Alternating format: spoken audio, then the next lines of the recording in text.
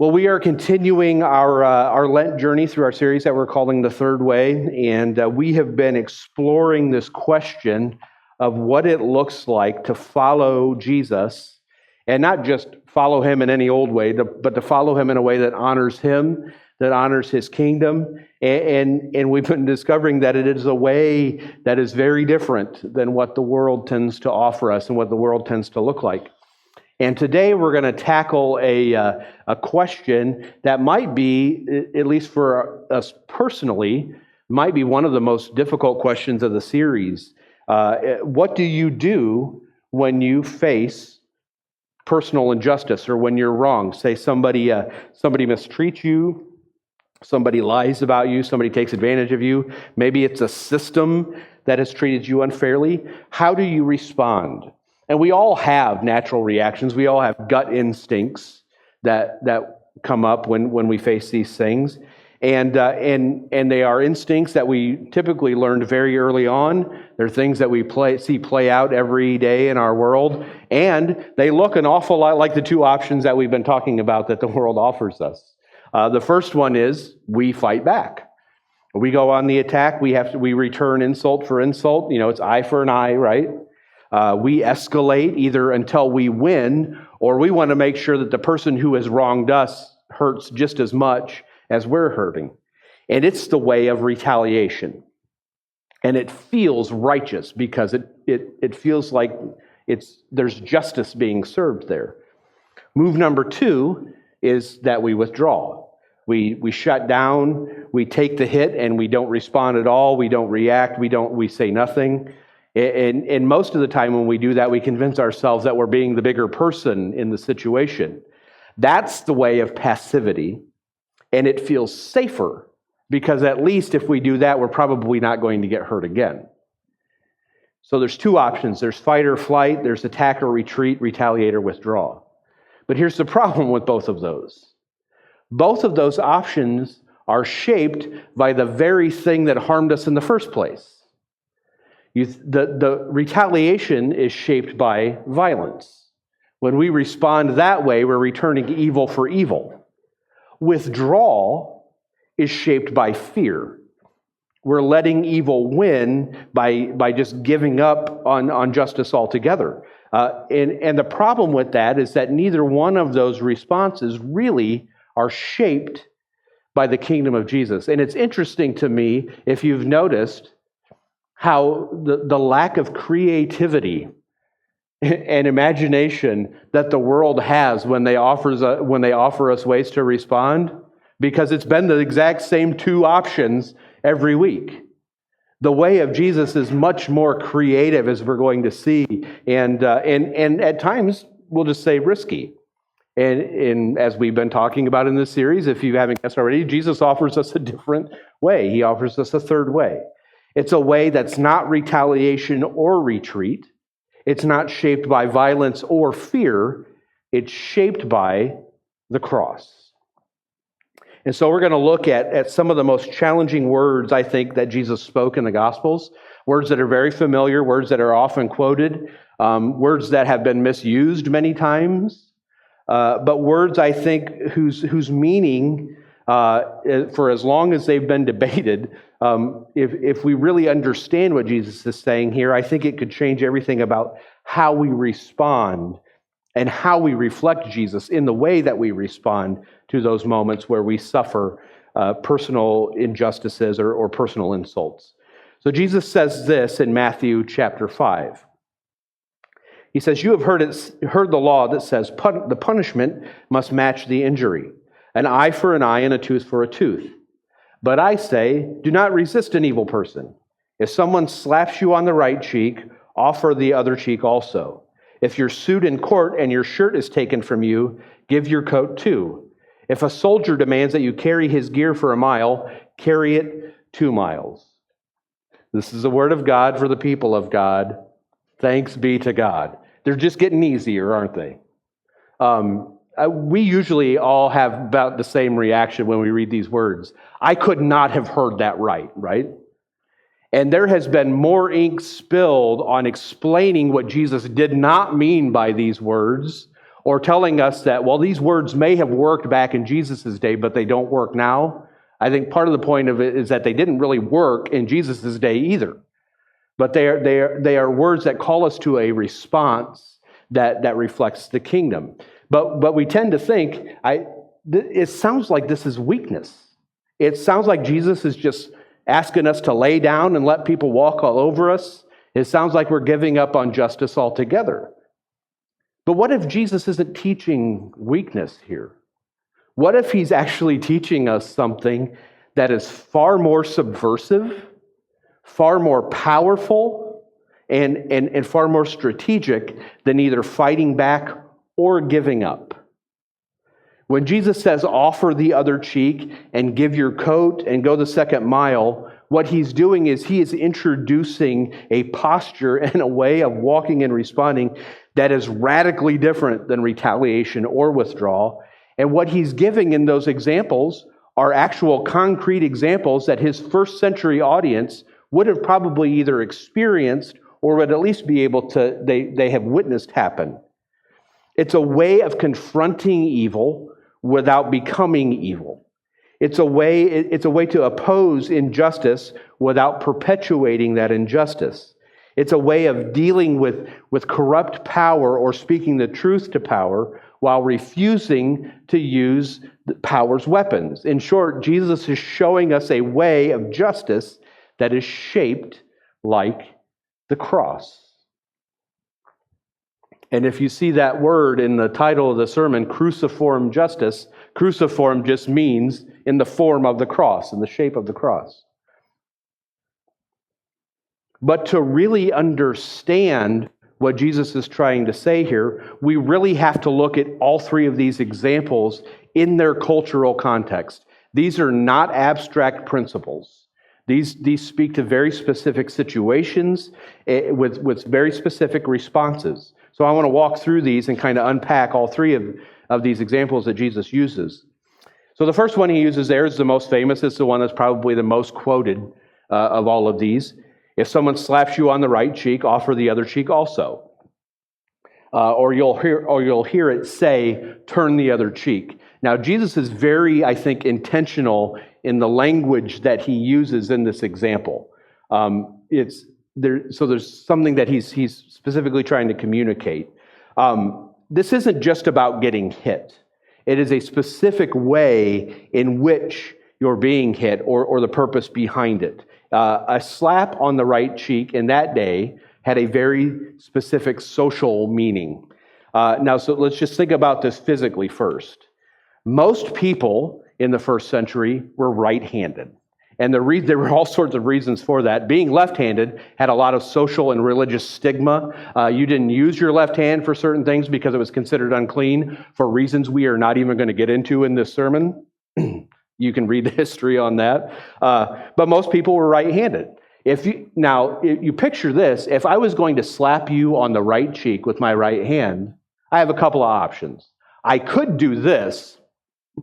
That's like a Three Stooges slap, right? That's not very effective. It's awkward. But if I want to slap you on the right cheek and I'm facing you, the more effective way would be to backhand you. That's the type of slap that Jesus is referring to here. In the ancient world, a backhanded slap was not a fighting move. It was a slap of domination. It's how a master struck their servant. It's how a Roman soldier struck a Jewish peasant. It's how the powerful reminded the powerless of their place. It wasn't about pain, it was about humiliation. It was a statement that said, you're beneath me, you don't matter, and there's nothing you can do about it. And how does Jesus tell us to respond to this?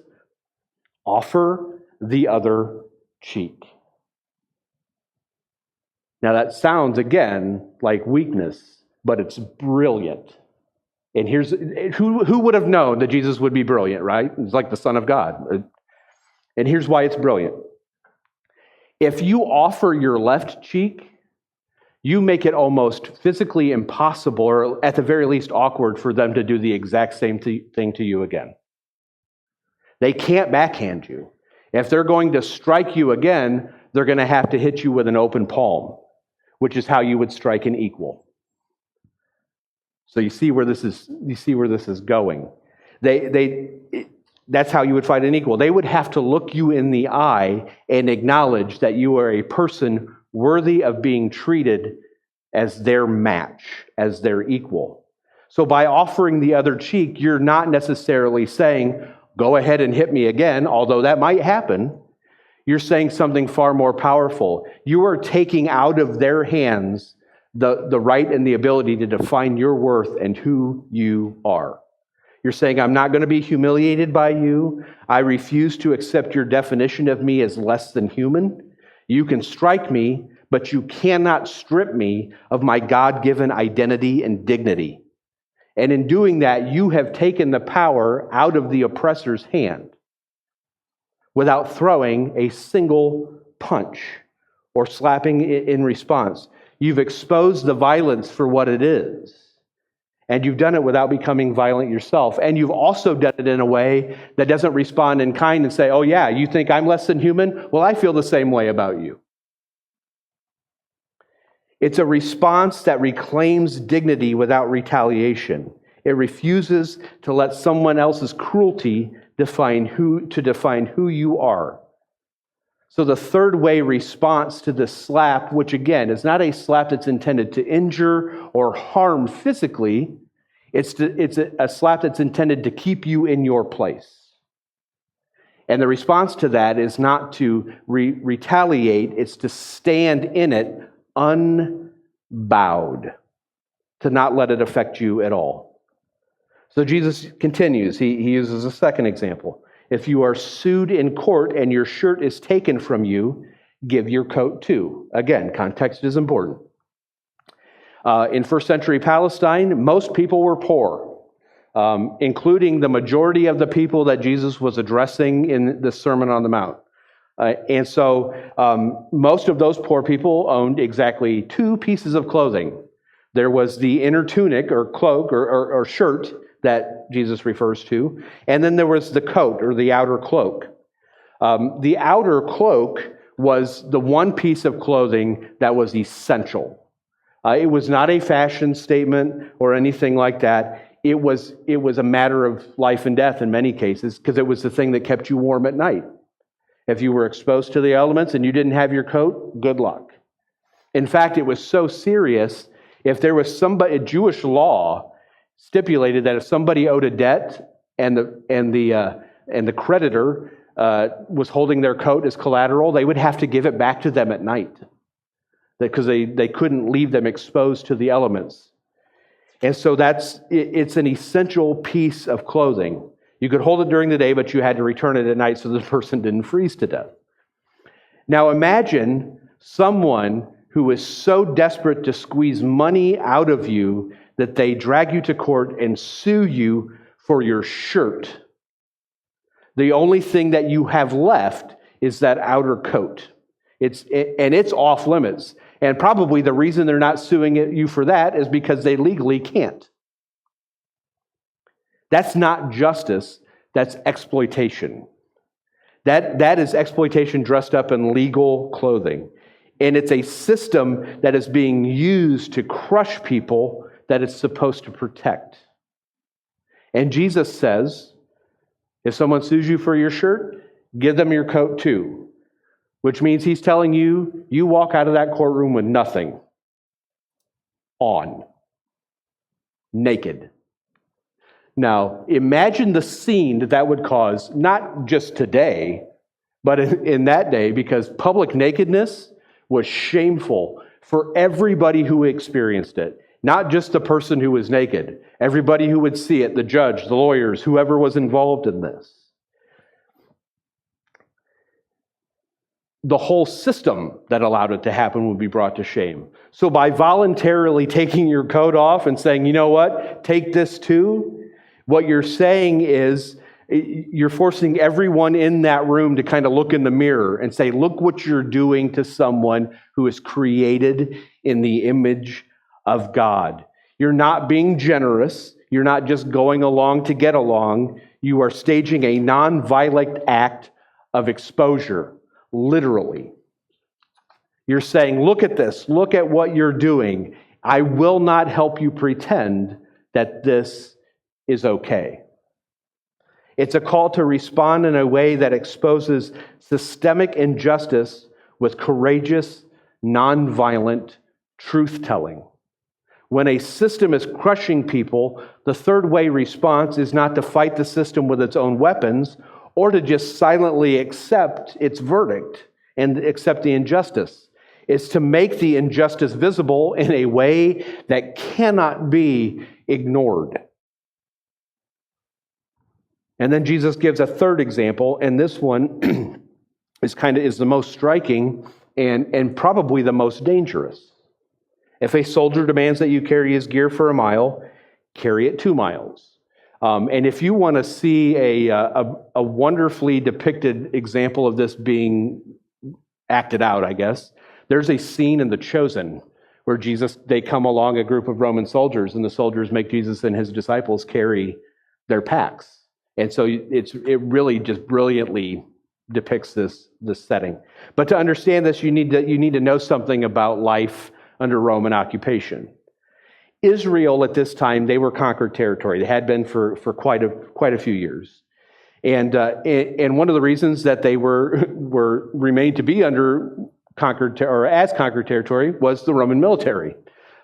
They had a lot of authority and power over civilians, not just Jewish civilians, but anybody who was not a Roman citizen. And under Roman military law, there was a practice called I don't even know how to say this right, Angaria, or something to that effect, which basically said that a Roman soldier had the authority to require a civilian to help them. In this case, it would be specifically to carry their pack, which could weigh up to 70 to 100 pounds for exactly 1 mile. And there was nothing you could do about it. You just had to pick it up and go along. But the striking thing about it is that requirement, because there were limits set to what the Roman military could do. The soldier could compel you to carry it 1 mile, not one step further. And now that sounds like a gracious act, but really it was a very practical. There was a reason that Rome was in charge for so long. They knew exactly how far they could push a person before they would fight back. And they knew that if a Roman soldier tried to make a person carry their pack 2, 3, 4 miles, pretty soon that person's going to do something. They could kind of keep them in place for that first mile, but afterwards they knew we can't do this anymore. And it was so strictly enforced that if a Roman soldier was caught doing it, the punishment for it was almost severe as it would have been for the civilian who refused to carry the pack. And so this was a very specific kind of way of doing this. But that first mile, that was a mile of forced labor. It was a mile that screamed, you're a conquered subject, you have no choice, we own you. And Jesus says, you know what? Go 2 miles. And again, here's where this is brilliant, because just picture the scene. You've reached the mile marker, and along Roman roads, that's how they determined. It wasn't just a guess. They had specific mile markers. You come to this mile marker, the soldier is expecting you to stop or maybe even drop his pack short of the mile just to say, you know what, I'm close enough. Here, you take your stuff. And as he reaches for it, you just keep walking. Suddenly, the whole scene flips. The whole thing shifts because that soldier who had been in control up to that point, now they're the one who's kind of in a panic. Because if their commander sees what's going on, oh man, it could be bad news for that soldier. If they see a civilian carrying that gear past the 1 mile limit, he's going to face serious disciplinary action. And so he starts pleading with you to give the pack back. He's saying, please stop. You've got to stop. And you're like, no, I think you may have forced me to do that first mile. I'm choosing to bless you. I'm choosing to go this extra mile for you. And in one unexpected move, you have completely flipped the power dynamic. The oppressor now becomes the anxious one. You're not doing it to oppress the Roman soldier. You're doing it to turn the tables. The powerless person has seized the initiative. And you've done it without raising a fist, without causing a scene. You haven't run away. You have done something that the soldier never saw coming, because who in their right mind would carry that 100 pack an extra mile? And you've done it on your own terms, by your own choice, in your own freedom. And here's what Jesus is calling us to do. And not just in this example, but in all three of these examples. It's not passive, just acceptance of everything. We're given the call and the right to assert our humanity, but to do it and to confront unjust systems, but to do it in a way that doesn't perpetuate the injustice and all of the things that have made this situation occur in the first place. The third way response to oppressive power is not violent revolt, and it's not defeated compliance. It is creative, unexpected action.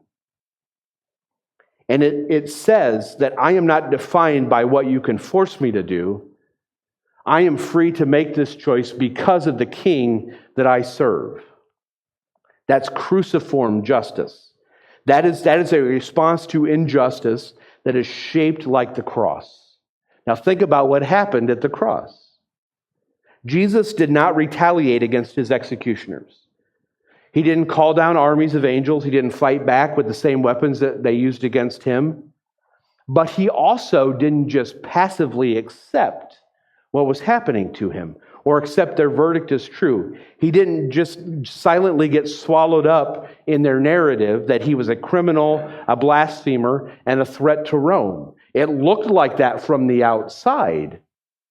But Jesus was taking all of that violence against him, and he was using it in a way that was going to flip the script on the ones who thought they had the upper hand on him. And in doing so, he revealed the truth. He exposed the violence of the worldly system. He exposed the brutality of the political machine. He exposed the complicity of the crowd in all of this.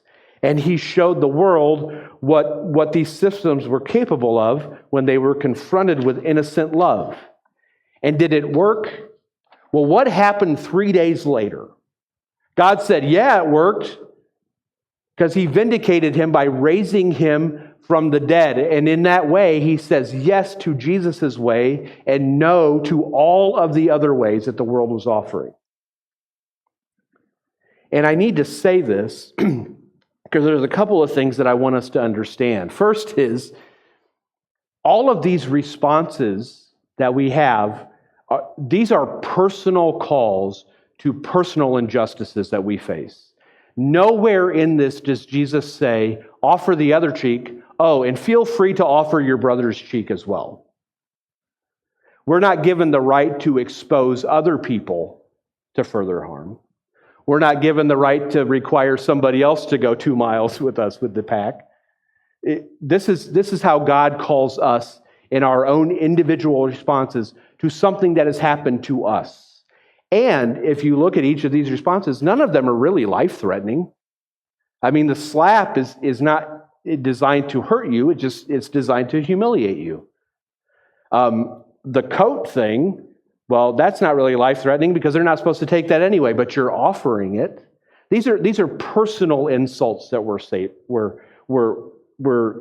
suffering here. And the other thing that we need to understand is that this way of responding to injustice when we face it, it's not weakness. It's not passivity. It's not letting people walk all over us, because the reality is this: it takes a lot more courage and creativity to offer the other cheek after you've been slapped once. It takes more strength to give your coat than to hoard what little you have left. It takes more faith to trust God to protect you with your reputation than to defend yourself at all costs. And the only way that we can get to a place where we can live life with these postures is if we truly believe and live in the reality that we expressed at the beginning of this series. Jesus is King. And because Jesus is King, we can trust His justice. It's not to say that there's not a justice. It's just to say that in some of these cases, justice is not up to us. The world says real strength and power and justice is found in making people fear you, making them pay, crushing your enemies by any means necessary. And Jesus says that real strength and power and justice is found in the cross. That's the third way. And it's the way of the King that we follow. But the reality is, it's dangerous. It's costly. It's not safe. It's definitely not easy. Offering the other cheek might mean that you're going to get slapped again. Giving your coat might mean that leaves you exposed. Going that second mile with a Roman soldier, they might want to stop you. Confronting injustice in a way that injustice is not expecting might not look like it's going so well for you. But here's the thing. Jesus never promised us safety. He promised us a cross.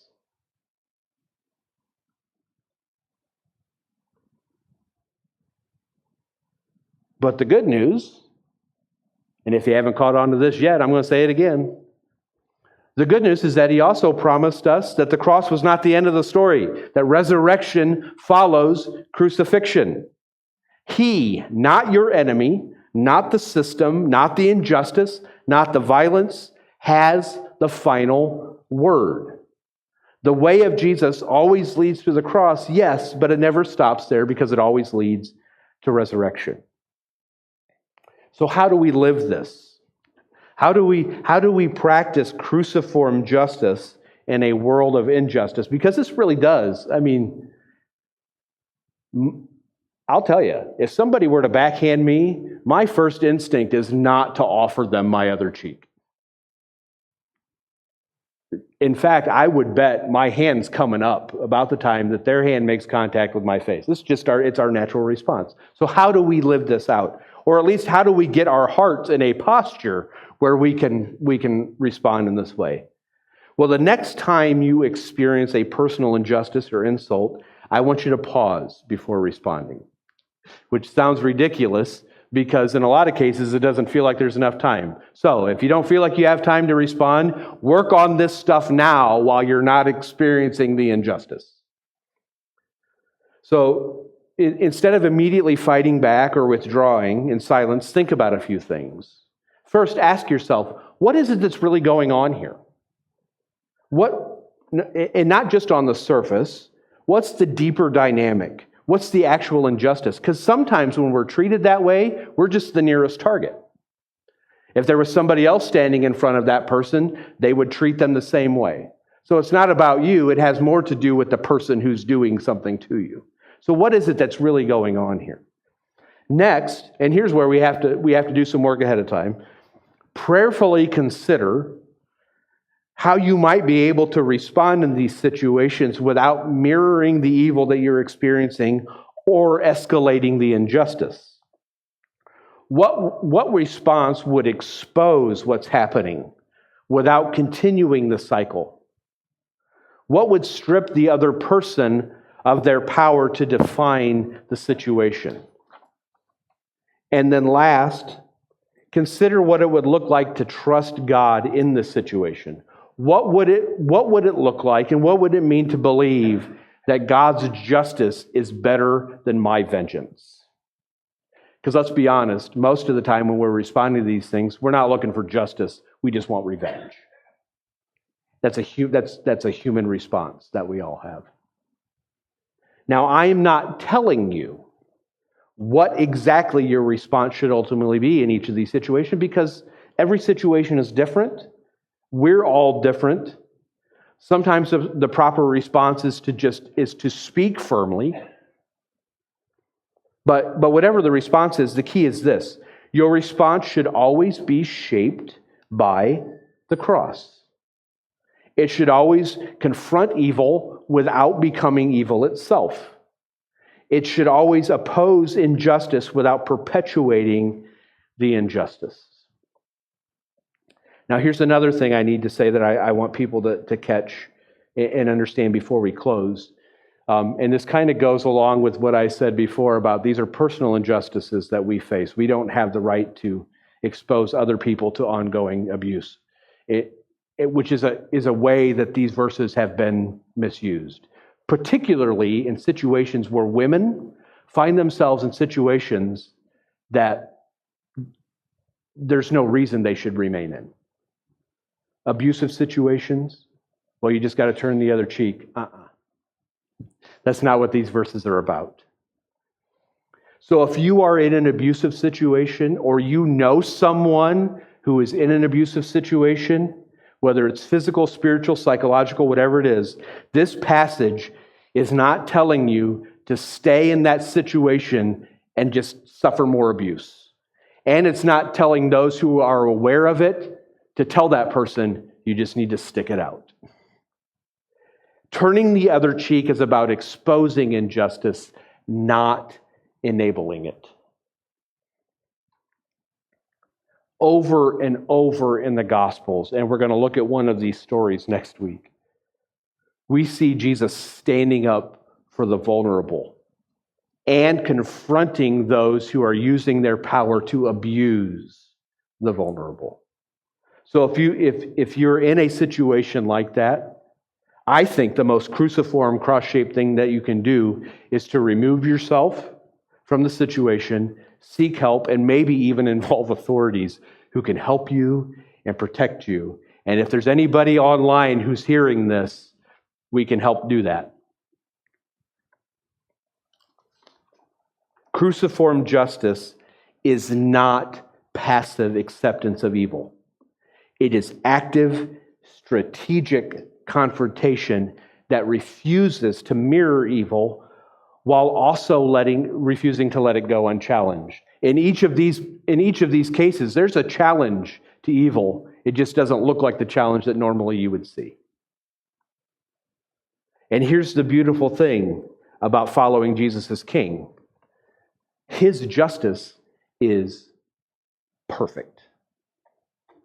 His justice is complete. His justice will prevail. So when we choose the third way, we're not giving up on justice. We're just believing in a better justice. A justice that doesn't just punish the wicked, but also seeks to redeem them. And I wonder sometimes if that's why we have such a hard time with this, is because the goal in anything that Jesus does, his goal isn't to condemn or punish. His goal is to redeem and restore. And the last thing when we experience a personal insult is to see the person who insulted us redeemed and restored. It's justice that doesn't just restore what was lost, but creates something new. It's justice that doesn't just end evil things, but seeks to bring good out of it. It's the justice of the cross. It's the justice of the empty tomb, and it's the justice of the King that we follow. So this week, you will, so when, not if, or sometime soon, you will probably face some kind of injustice. Somebody will disrespect you. Something unfair will happen. You'll experience the effects of a system that's broken. And when that happens, you have a choice. You can either fight back with the same weapons. You can perpetuate the evil and the injustice. You can withdraw in passivity and just let it keep going. Or you can choose the third way, this cruciform shape of justice that reveals the truth, that refuses to mirror the evil and trust God with the outcome. Jesus is inviting us to follow us on a way that is impossible without Jesus. It's impossible without having gone through the experience of being brought to new life. It's impossible without experiencing the grace of Jesus. And he wants us to walk this way, not because he wants us to suffer, but because he knows what lies on the other side of this. It always leads to the cross, but it also always leads to resurrection. Amen? Would you pray with me?